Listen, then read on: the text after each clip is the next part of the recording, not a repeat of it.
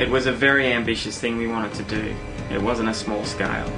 It was a bloody big project on a very small budget. Everybody that was on it took a huge risk. Reset back to number ones. It just seemed like a really big, daunting, expensive production. Wow. I mean, this is going to be huge. I mean, it looks beautiful, the characters are sexy and heroic. Tell me why we went. I fell in love with it.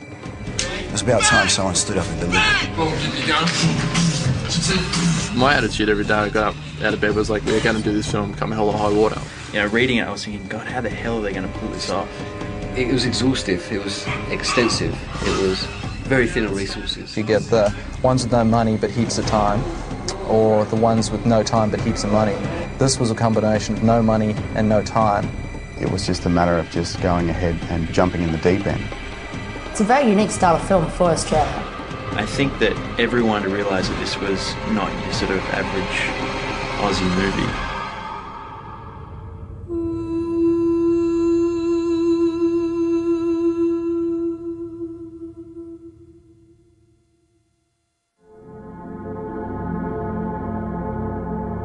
Yeah, I originally saw Dwayne in a play called The Nothing Man, you know, and I was a big fan of his work straight away. He had this kind of intensity to his work that I didn't see in a lot of maybe actors that I was meeting at the time.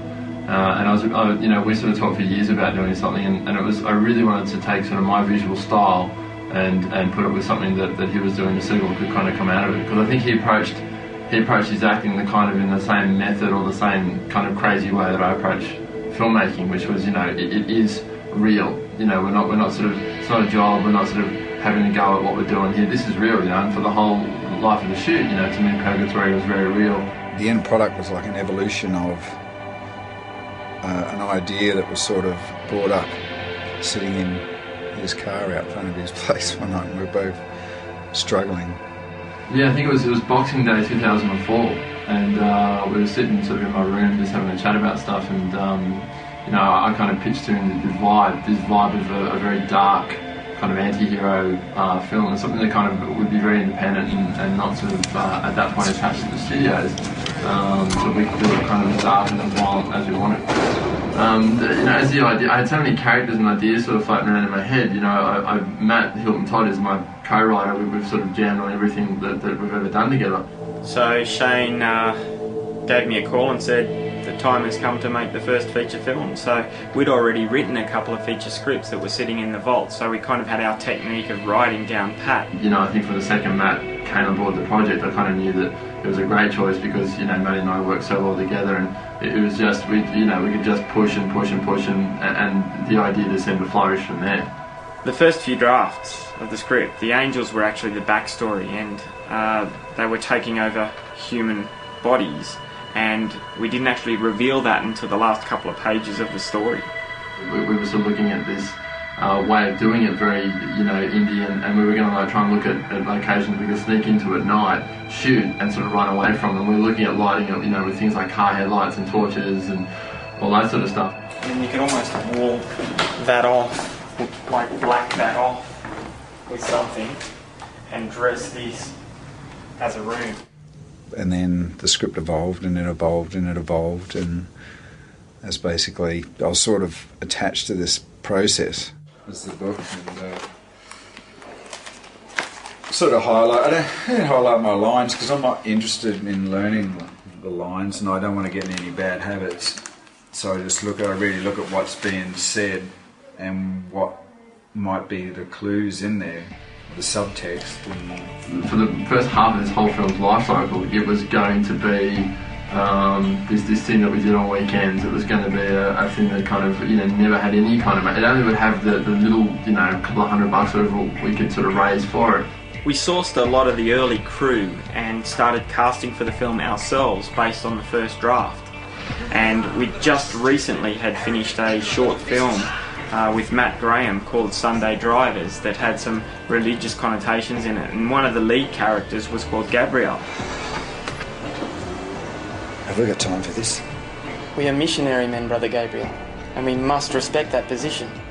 So Shane said, let's call the film Gabriel. As soon as the film became about Gabriel, And as soon as we sort of fell in love with what Gabriel could be and the characters that would inhabit this kind of world, you know, that was the first time I knew that this really, you know, guerrilla, no budget thing would work. I knew we still have a very minimal budget. I knew we still have to approach it in a very sort of inventive, creative way.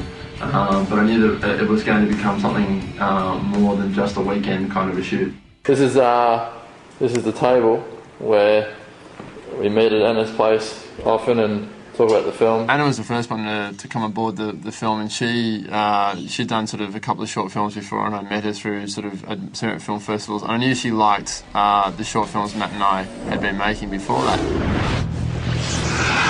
So what am I meant to tell the Godfather, Luke, huh? I mean, we can't keep lying to him. I'm risking my salvation here. So with that in mind, we kind of said, you know, do you want to, you know, work on this kind of weekend, you know, indie sort of film? And she was, you know, glad to come aboard and take that on. They did try to play down exactly how big this film was going to be. Shame on them. But I don't know, I took the project because I felt passionate about it, and we haven't really been given an opportunity to do a film like this in this country before, and no one was going to help us but ourselves, and no one was going to make it but us. So that's one of the reasons I decided to do it. It wasn't a hard sell for me at all. And how are you feeling about the shoot? Fantastic. Ask me in a month. From my hospital bed. Yeah, I think at the time James Vernon came aboard, that, you know, the film had kind of found its, you know, it was becoming, you know, bigger than what it was originally intended. And James really sort of, you know, James read the script and said, you know, the concepts here are good, but it's not enough yet. You know, just because you're making a low budget film, there's actually less reason, because you're not going to be able to cover the script up with big effects and heaps of style, and you're going to have to actually have a really solid story with solid characters. So we actually went back and sort of really almost rewrote the whole script, you know, from at that point. And that rewrite, focusing more on the backstory, more on Gabriel, is pretty much the film you see today. You talk as if I've already lost. And then as the film grew and sort of Screen Core became more involved, we got Christy Vernon on board as well, and she kind of, we really needed someone like Christy, because we kind of had a lot of enthusiasm and passion, and we kind of needed someone who maybe had worked in the industry a little bit more in a professional sense. I remember getting the first script and thinking, wow, this is big, and how are we going to do it? But then when the sixth draft came through, and I knew I was fully on board at that stage, and I remember reading the scene where the soup kitchen blew up and thinking, oh dear, probably not words like that, but how are we going to do this?